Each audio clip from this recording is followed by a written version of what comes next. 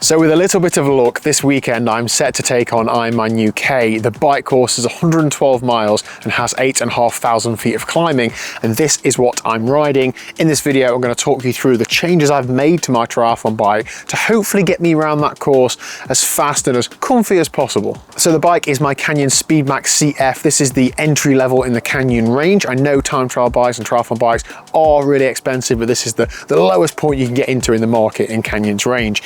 It's been resprayed in a lovely blue color. I actually bought this frame as a crash damage frame on Facebook Marketplace, so the bike's seen some stuff already and it's going to see plenty more. It's a size large. I've had a bike fit on it, so it's ready to go in that aspect, but let's have a look at the components. The biggest challenge on this course that I and many others will face is cycling up the hills, and for that reason I'm 98 kilos. I'm not particularly a climber. However, that's not going to stop me getting around. I do just need to put on sensible gearing. Now on these bike legs, you're thinking about getting around the bike, yes, but you're also trying to protect your legs for the marathon run you've got to do afterwards. So that's what I've got in mind here. It's a 2x chain set, so it's 12-speed 2x SRAM AXS Rival. The crank set is a 46-33, which is like cyclocross gearing really. Then I've got a 10-36 rear cassette. That basically gives me a massive range for one, but also that lowest gear, that 33-36, smaller than a 1-to-1 ratio, that is enough to get me up the steepest of climbs, and I think I will give myself a pat on the back for that gearing choice there. It might not look the coolest in transition, but that doesn't matter once you're out on the course. Drivetrain optimization wise, firstly I've made sure to get shifters both on the base bar and the extension so I can change gear regardless of what position I'm in, and also I work with NRG chains and I have one of their wax chains. It isn't dirty, it is just black and blue. It's a YBN chain. They're slightly faster than the SRAM flat top chains, and of course it's fully immersive wax, so we know that's going to save me some power in that drivetrain efficiency, as well as not getting mucky out on course and becoming slower because of that. I've also got some of the ceramic bearing jockey wheels. Again, just another little marginal gain, like every little helps, and I might as well. Whilst I'm on the shifters, I've actually tweaked my base bar tape. I've double wrapped this tape and made a little ridge halfway down. I found that this is a bit long reach wise for me when I'm climbing on the base bar, so I've put a little ridge halfway down so I can climb a little bit further back, and then when I'm descending I can be a little bit further forward and have access to the brakes. Tested this and it rides pretty well. The course is quite bumpy in places, so I did want some padding on that base bar when I'm riding it. And thinking along the same lines, I've put on my Watch Shop dual-sided armrests. Whether these are performance gain or not, I don't know, but they definitely hold me in position a lot better. When you're in position and going over some rough surfaces, it just reduces the risk of me like my elbow slipping off, and I really like the feel of them. Braking, I've just made sure that the discs and pads are relatively new. I've got a 160 rotor on the front and a 140 on the rear. If I was starting again, I'd probably put a 160 on the rear, but I find hydraulic discs just that good that that's not really a problem anyway. And I guess I'm saving a handful of grams on the rear rotor for what it's worth. Wheels and tyres are the Veta Lisio Ultras. I do work with Veta on this channel. They're 60mm deep, they're 24mm internal, 30mm external. I've paired those with the Continental GP 5000 S's in a 30mm. Again, because the surface is mixed, I didn't want to go to the TTs, and I did want a slightly wider tyre. They don't make the TTs in wider than 28. These actually measure 32, and the clearance is quite tight at the rear.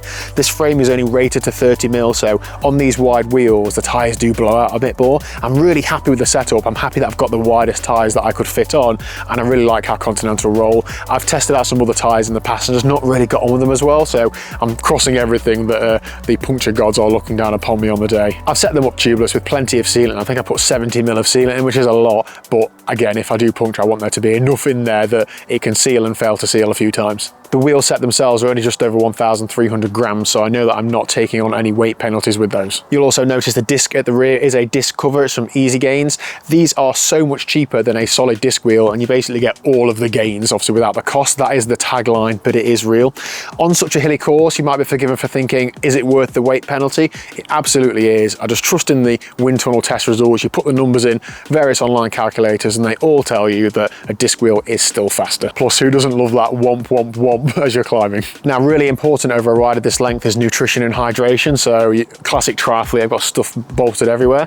So I'm going to start from the front. I've got a bottle in between the arms. That works really well for me. I don't really lose it because it's between my arms most of the time. It has got a little bit of like a retaining clip thing in front of it, and I find this works really well. I've not had a bottle drop out of there. I can also see how much is left in that bottle, and I can drink it. It's reminding me in front of me to drink. Got the Canyon frame bottle as well. That's about 650ml. I can't refill that en route without stopping, so that'll be a case of I'll just fill that up, and once it's gone, and I'll put it back on. I do think having that bottle on there does make this bike a bit more aerodynamic. From what we've seen from various bits of testing, filling in this space is good, so if it's going to make me a bit faster, then fine.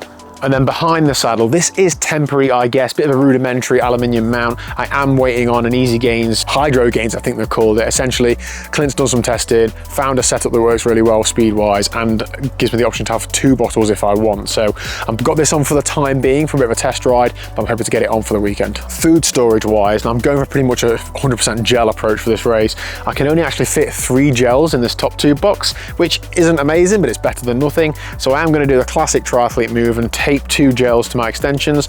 My arm sits above that little bit there, so maybe filling in that space is a little bit more aero.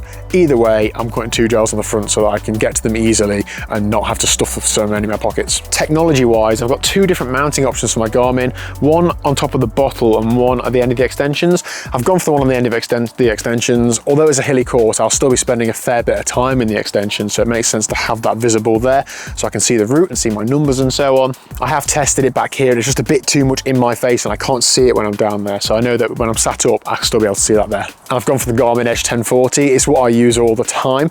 I have previously used like a Wahoo Bolt, like a smaller computer just sat in the middle, but I think for this length of event, being able to see more data and have a bigger map is a big advantage. And then power wise, these are new. I've got the Favero Asioma Pro RSs and the Shimano cleat fitment.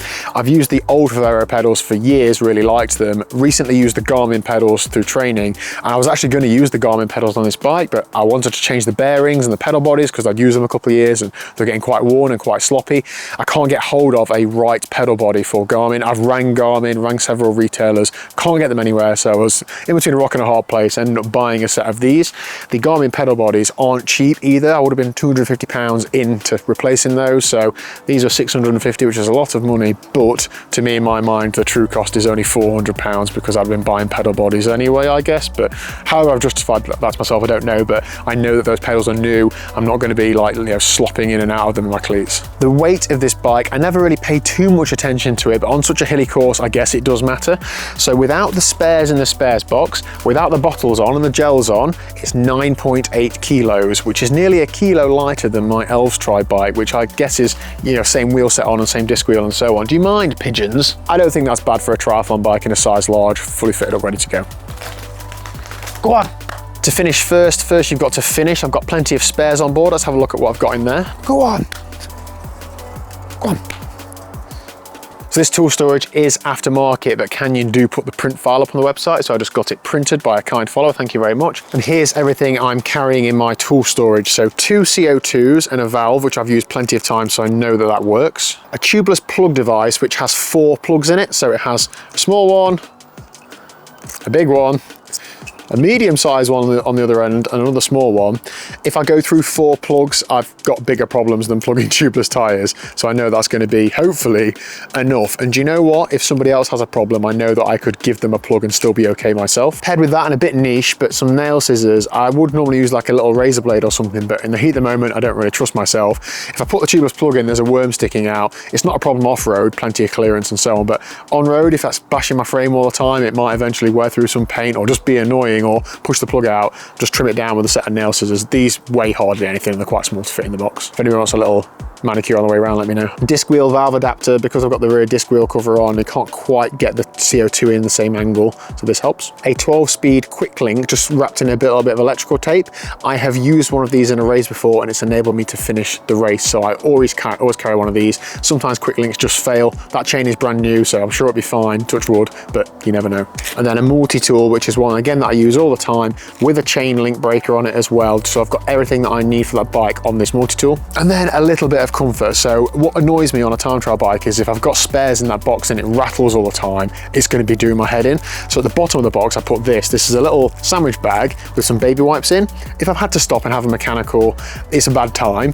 I want to get going as quickly as possible, but I also want to be able to just wipe my hands and just be a bit more like, okay, I'm ready to go again now. Not be annoyed if I've perhaps got oil all over my hands or something. And then at the top, a couple of squares of kitchen roll. I guess the same sort of thing, but more than anything, it just fills that space up. So I've tested this. When I go over bumps, the things in the box aren't jiggling and I'm not getting that rattling all the time. I need to be able to hear if there's a rattle, because I know it's coming from somewhere else on the bike and I might need looking at rather than just rattling from my spares box. I know there's no inner tube in there. I can't fit one in honesty, and it is a pain to remove tubeless valves. I just guess that if I can't fix a puncture with 4 tubeless plugs, then I'm on for a bad day anyway. So that in a nutshell is my race bike. Have a good race if you're racing, and I'll see you out there.